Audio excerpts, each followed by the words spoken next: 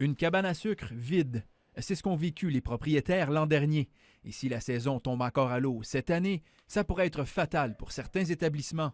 Pour d'autres cabanes à sucre, c'est une catastrophe de ne pas ouvrir, à cause que 2 ans, c'est dur à supporter. Les infrastructures sont dispendieuses, veut pas. Les gens qui portent le flambeau des cabanes à sucre au Québec, nous sommes en voie d'extinction. Ici, à la cabane à sucre du Boisé, dans le secteur Saint-Louis-de-France, le propriétaire est optimiste. Il espère que ce type d'établissement aura le même traitement que les restaurants. Moi, je pense personnellement, avec la santé, ce qui se passe actuellement, c'est qu'on devrait être bon pour ouvrir à mi-mars, fin mars. On sait qu'à la cabane, on reçoit beaucoup de monde, on a des grandes tablées. Le restaurant va avoir, lui, des petites tables. Nous, c'est difficile. L'industrie est en eau trouble. Un sondage réalisé par l'Association des érablières et salles de réception du Québec indique que 40 des 200 cabanes avec salle à manger abandonnent et changent de vocation. Fermer leurs portes, faire faillite.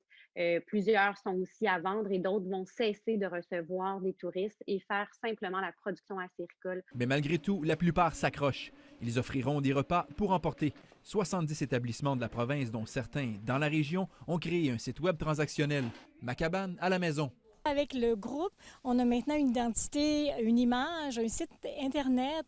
Chaque cabane a son site transactionnel. Même en temps de pandémie, l'amour du sirop d'érable ne se dément pas. En 2020, 175 millions de livres de sirop d'érable ont été produits au Québec.